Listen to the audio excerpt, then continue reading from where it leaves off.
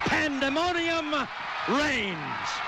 Picture this. Kevin McAllister finds himself lost in New York City. But unlike the first movie where he's fighting off burglars in a suburban house with paint cans and BB guns, this time he's living large.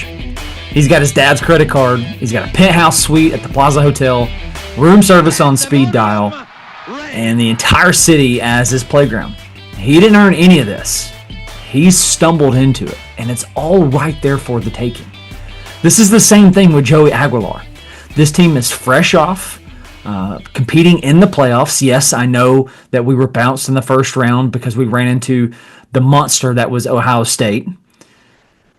We've got talent. We've got depth. This is a really good roster. This is a really good situation. And he hasn't built any of this. He is going to be able to hop on the wave of momentum. But Kevin still had to deal with the Wet Bandits, right? These bad guys didn't just go away. They had Kevin had the upper hand this time. Same with Aguilar. The SEC is not going to take it easy on him. Matter of fact, they're going to see this as a prime opportunity to step on the throat of Tennessee altogether as a program. This is anybody who is on our schedule, right? But it's right there for the taking. And it's not necessarily fighting an uphill battle. The environment around him is set up for him to succeed. And if he wants to be loved by the fan base, if that's the goal, my gosh, it's not going to take much. You're not going to have to do much.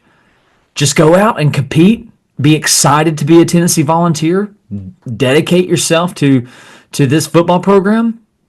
I mean, approach this thing like Juwan Jennings. Just go get it. Just be a dog. Just fight for us, man. And my gosh, you're going to get a statue right outside of Neyland Stadium. This was not the case for Nico, though, right? He had it all. He had an opportunity to have it all. But he ran for, do I say greener pastures? Less paying pastures. Here's where I'm at with this. We're going to talk Joey Aguilar. I don't really want to talk Nico Iamaleava anymore. I'm done. I don't really want to do this. Maybe we'll do an episode in the upcoming future on, UCLA's 2025 schedule, their win-loss prediction and whatnot. But I want to talk Joey Aguilar. That's what I want to talk about. And I want to talk about the 2025 Tennessee Vols football team. Before we get into that, though, thank you so much for tuning in. This is Pandemonium Reigns. My name is Dan. So excited that you spent this time here with me. Wherever my voice finds your ears, maybe you're on the drive to work, on the drive home, maybe you're doing daddy daycare, you're working in the yard. You've chosen to turn this on. Thank you so much for letting me tickle your ears. Really, really appreciate it. It would mean so much to us if you would hit like and subscribe. If you like the video and subscribe to the channel, it really does so much for our algorithm, which is wild because, we've been pretty absent lately, but we had somebody approach us and say, hey, we want to sponsor the podcast. Cool. How awesome is that? Didn't do anything to deserve that, just kind of walked right into it. A lot like Joey Aguilar walking right into this thing. So who is Joey Aguilar? This is the first question that I want to answer. Well, he hails out of the state of California, a lot like our old friend. He stands about 6'3", 220 pounds, and this is going to be his last year of college football. All thanks to Diego Pavia. Now, I did a little bit of digging on Joey Aguilar, watched a little bit of film, and by film I mean YouTube, but it's all the same no matter how you get it, right? I think there is a lot to be excited about when it comes to Joey Aguilar. So let's just take a peek at some of his stats real quick. In 2023, he threw for 3,757 yards. Completion percentage, 63.7. 33 touchdowns, 10 picks. He was sacked 19 times. Excuse me. The 3,700 yards and the 33 touchdowns, single season records at App State. Single season records. He had 4,002 yards of total offense. These guys that year went 9-5. I went and looked at one particular game against a Group 5 school. Wanted to check out how he did against the bigger schools. We'll take a sneak peek at just two of them. In an overtime loss to North Carolina, he went 22 for 43, 275 yards, 2 touchdowns, and a pick. And that was going toe-to-toe with against Drake May when he was at Carolina. Obviously, Carolina not known for their defense, but it is a Power 5 school. Nope, things have changed. Powerful school. Sorry, excuse me. Here's where I thought things were a little more clear. App State beat a really good James Madison team, giving the Dukes their only loss that season. That day, he was 28 for 46, 318 yards, 3 touchdowns, and a pick. In 2023, Aguilar was the Sun Belt Newcomer of the Year. Things took a more negative turn in 2024. Now, this is his second year at App State, and before this, he did 2 years JUCO. All right, so this is going to be it for Joey A. So what's great about this right off the cuff before I get into 2024 is he's going to come with a lot of experience. 4 years playing college football. There's not much you can trade for experience. Now, obviously, toe-to-toe, talent-wise, Nico is just more talented. But Nico doesn't have the experience that Joey A does. So, here we go. 2024. They only played 11 games in 2024. They went 5-6, and the reason was because of Hurricane Helene. Even still, he threw for 3,000 yards, completed 55.9% of his passes, 23 touchdowns, 14 picks. That pick number is a little high, and that touchdown number dipped quite a bit, 10 less than the year before. QBR was 65.7, and he was sacked 15 times. Mountaineers went 5-6 again in 2024. They had a really tough loss to Clemson, where they got hammered 66-20. I believe it was 35-0 at the end of the first quarter. Joey A, though, 18 for 41, 214 yards, and a touchdown. Now, before you say anything like, my gosh, well, those numbers against Clemson, those are just not good. He can't do that. That's a tainted number. That's just a tainted number. The roster in a whole, in a nutshell, is just not going to be as good as what he's going to be working with at the University of Tennessee. I don't know who he was throwing to at App State, but here he's going to be throwing to Mike Matthews and Chris Brazzell and Staley and Miles Kitzelman. He's got some talent.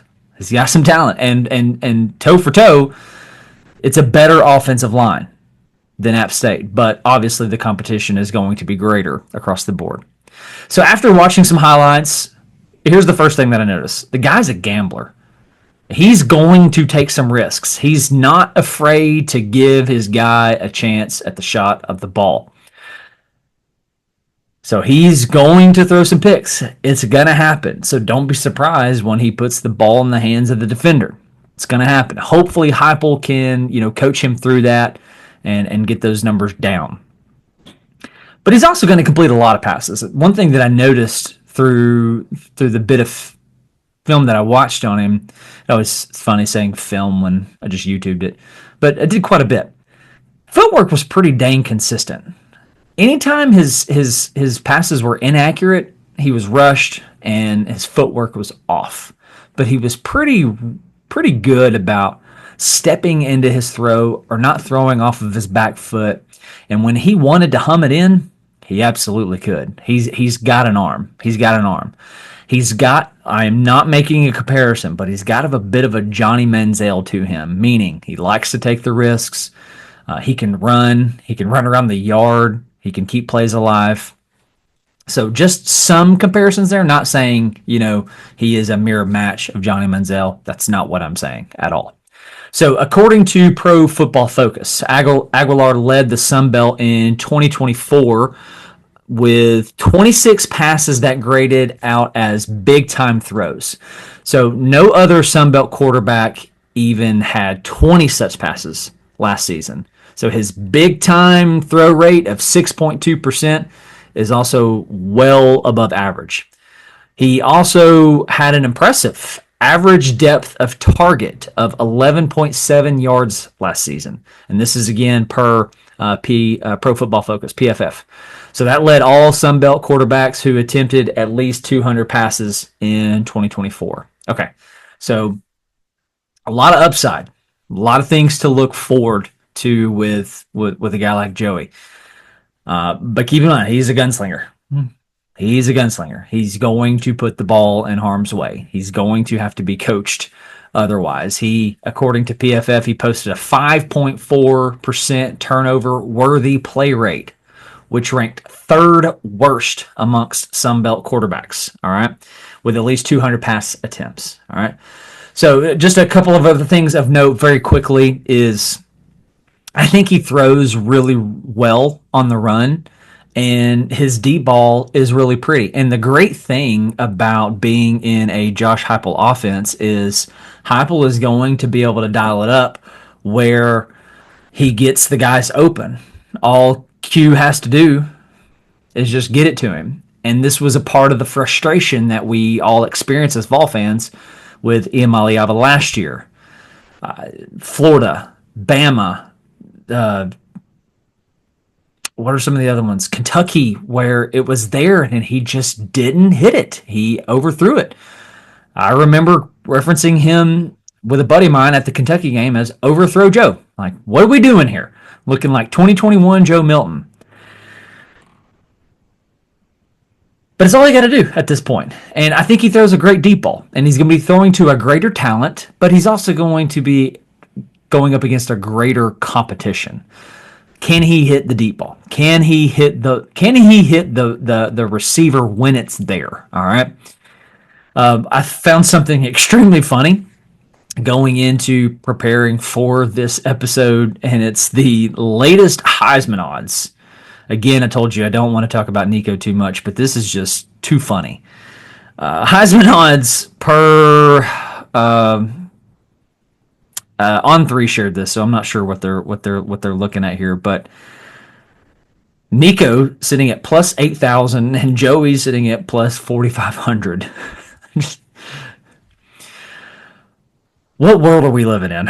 What world are we living in? Anyway, all right, so back to Joey. The question is going to come down to him is how fast can you learn our system? How fast can you get going in our offense?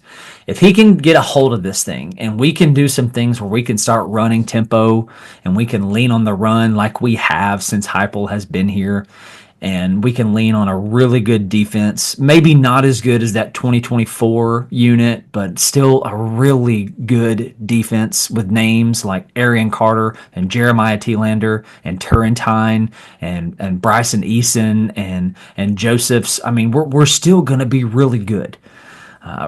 We still have Ricky Gibson at this point. Jermon McCoy will be back. It's still going to be a really, really good defense. All right. But how fast can you learn the system? Are you able to get in and to run the offense? And I'm going to get into the schedule things here in a little bit, but the schedule is going to play in your favor where even once the season starts, you're still going to have some time to continue to learn. Now, the pros to the addition of Joey, I got two of them, just right off the top of my head. Nothing profound here, but obviously noteworthy. He's going to bring competition to the quarterback room. More specifically, competition to Jake Merklinger. We're all fans of Jake. You know, if Joey wasn't coming, we're all riding QB1 Jake Merklinger. And who knows, Jake might just win the job. And there might be reasons due to Joey not learning the offense fast enough or whatever. You know, who knows? Maybe Jake is no slum. He was highly recruited, you know, out of Savannah, Georgia. He can move with his legs. He can throw the ball. I mean, can he win the job? Applying pressure to competition-wise to Jake Merklinger is only going to make Jake better. And keep in mind, Joey's only here for a year. This is it. I mean, if it's not for the Diego Pavia thing, like, this conversation's not happening at all. So he's going to bring competition to the quarterback room, which Nick Saban would tell you competition is going to breed success. So it's a really, really good thing. It's going to prevent Jake from being relaxed and like, well, I'm the quarterback. It is what it is now. Let's just try to get better, as opposed to, holy crap, now there's another guy here breathing down my neck. Let's go win this job. I gotta fight every day to be better, so forth and so on. The second pro is, again, obvious but noteworthy. Depth at the position. How many times have we seen the need for depth at quarterback in this conference? 2021, we transitioned from Joe to Hendon. 2022, we transitioned from Hendon to Joe. 23, obviously, Joe stayed healthy. 24, Nico stayed healthy. But, I mean, you see it all the time. Only having 2 quarterbacks on scholarship in this conference, really just in any college football quarterback room, just not enough. You got to have depth at position. Now we have 3. 3 is a whole lot better than 2 in this situation. So a lot. We're gaining a lot just from his presence, pushing George and Jake in the quarterback room, and adding depth to position. And I'm just realizing that the first names of our quarterback room, Joey, Jake, and George. Wouldn't be surprised if that's the actual name of the 3 Stooges, but just very basic names. Whatever. Here are the cons. Here are the cons on the addition of Joey. And kind of wish Nico would have done this whole stunt sooner, but here we are. It's just the addition of Joey. It's so late. But if I remember right, 2021, Joe came in after spring and won the job. It sounds like he won the job just based off talents and abilities because he can throw an orange 100 yards. We all know now in hindsight, being 2020, that Hendon was much better between the years than Joe was. But props to Joe. Came along in 2023, really put things together, had a solid year, got him drafted, and now might actually have a future in the NFL, not only as a backup, but maybe as a starter one day. I mean, I don't think that's out. I don't think it's an outrageous statement. All right. What are the expectations for Joey Aguilar? What are the expectations for the Tennessee Vols football team? Let's look at that by looking at the Vols schedule here. All right. So the first 6 games, man, are a really great situation for Joey to get started. As I pull up the schedule, this is poor podcasting. Pulling up right here on my phone. All right, so you're going to open the season on neutral turf against Syracuse. You're going to get ETSU at home after that. You're going to get Georgia at home after that. UAB at home after that. At Mississippi State. And then home against Arkansas. 5 of your 6 games. Well, 4 of your 6 games are at home. I'm pretty sure we're playing Syracuse and Atlanta. That is going to be dominantly orange. I'm not saying that because Syracuse is also orange, but it's going to be Pantone 151C.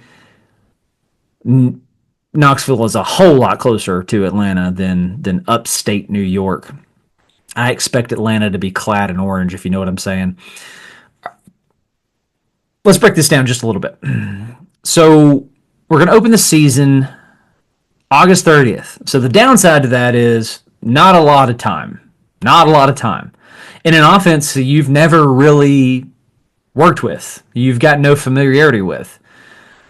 But we're going to find out what kind of coach Josh Heupel is. We're going to find out what kind of coaching staff we have. Here's the deal about the Syracuse game that I think. I don't think we're going to ask the quarterback, no matter who it is, Jake, George, Joey, even if it was Nico, I don't think we're going to ask the quarterback to go win the game for us. Defense and the running game should be enough to get this win. We should be able to lean on those two things in order to get this win. I hate to use this term, but I think all the quarterback has to do is just manage it. Don't go out and lose it, which is what makes me a little concerned with Joey Aguilar being a bit of a gunslinger. Like, don't make a stupid decision and compromise us. But nonetheless, I feel really good about this situation against Syracuse. Obviously, you should roll the ball out against ETSU and get a win. Here's the deal with the Georgia game. I don't think anybody's expecting you to go win this game. I don't think Vol Nation is expecting you to do this. Obviously, Georgia's like, that's not going to happen. Nor do I think anybody with a pulse or in the national media is expecting you to win this game. The only way that narrative is going to spin is if you go out against Syracuse and you just light it up. You actually do Johnny Manziel this whole thing. All right? So nobody's expecting you to do that. So I think you're going to get grace right there, no matter what happens. Now, obviously, we've seen things unfold in college football in ways we don't want it to, and it creates what I'm getting at. Sometimes a narrative will start to build, and then one person causes it to crumble. Meaning, we could have this game close, and he throws a pick late in the game to end it. I mean, that's one way you could spin it, but that would also tell me he played well enough the rest of the time to get it for us. All that said, I just chased that rabbit. Nobody's expecting you to win this game. You're going to get UAB at home. Same thing as the ETSU deal. Then you're going to go to Mississippi State, which, what an ideal scenario. What an ideal scenario for you to go get your first taste of SEC on the road. All right? You've played on the road before. You played at North Carolina. Maybe the same as Mississippi State. North Carolina being less obnoxious because of the lack of cowbell. But you also played at Clemson. And Clemson's a far greater environment than Mississippi State is ever going to be. So what a great scenario here. What a great scenario. And that's a game that again, you can lean on your run game and you can lean on your defense to win that. Nobody's going to ask you to go and win that. Shouldn't happen, all right? And then you get Arkansas at home. This is the one that's a little bit more of a coin flip, but I imagine any Vol who was on this roster last year has got a sour taste in their mouth from the way that this one ended. I think actually most Vol fans will be okay if you don't run out of bounds on fourth down. Obviously, that's a joke. Calm down. So Arkansas doesn't absolutely just terrify me anymore. They were a different situation. I told you when we were going into that game last year, you need to watch out for this one. We were struggling at the tackle position. They had great pass rushers, especially in Landon Jackson. They had a great running game, a great running back, and a quarterback just good enough with both his arm and legs to give you fits. And it was just the perfect recipe. And at this moment in time, April 22nd, probably hitting your ears on the 23rd. Those things don't exist for Arkansas. So what a great first half of the season for Joey Aguilar. Man, you can't ask for much better than that. What a great situation. Syracuse, ETSU, Georgia, UAB at Mississippi State, home against Arkansas. Man, what a great scenario. What a great scenario.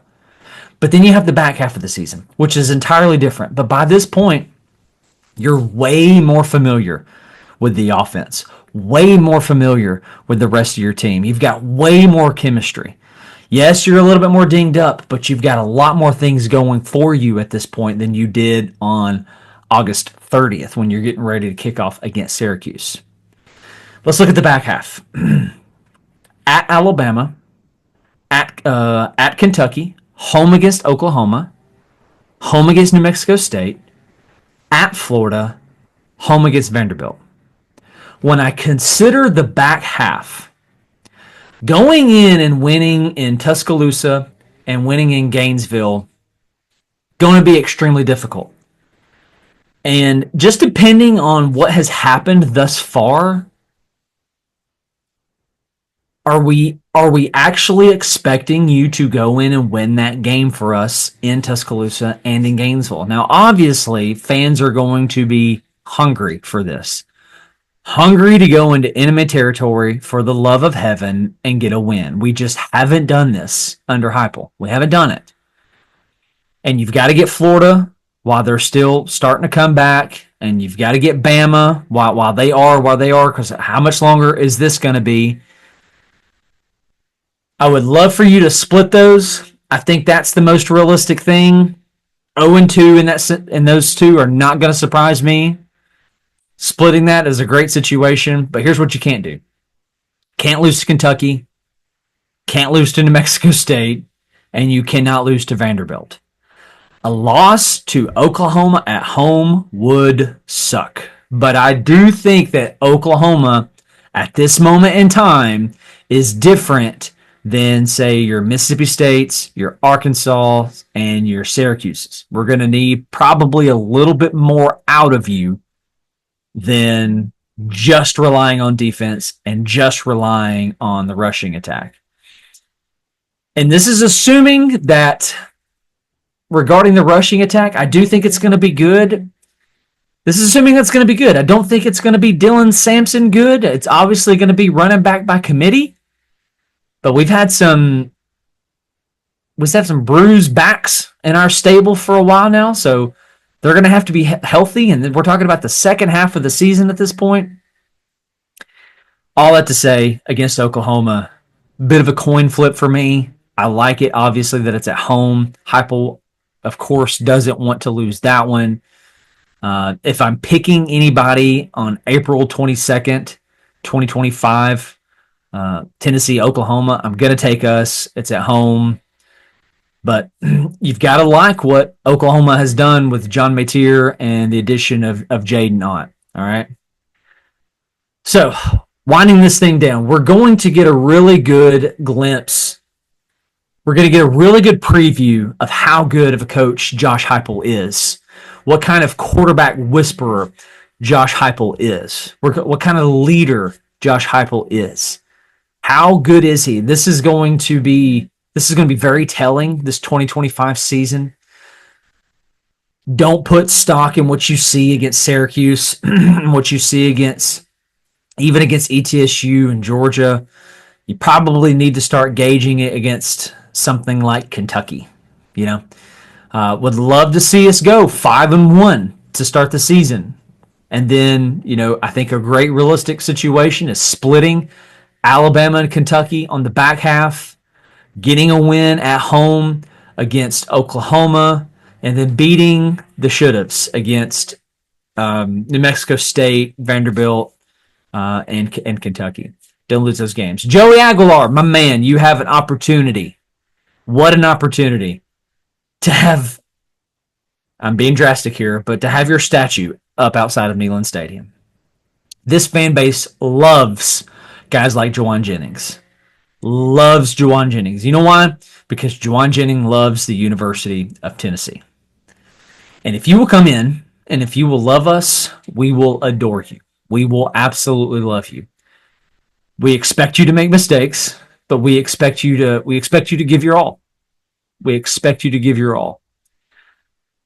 I don't know what you were going to make at UCLA, but I have a feeling that you're going to get taken care of here at the University of Tennessee in a state which has much better tax situations than that of California.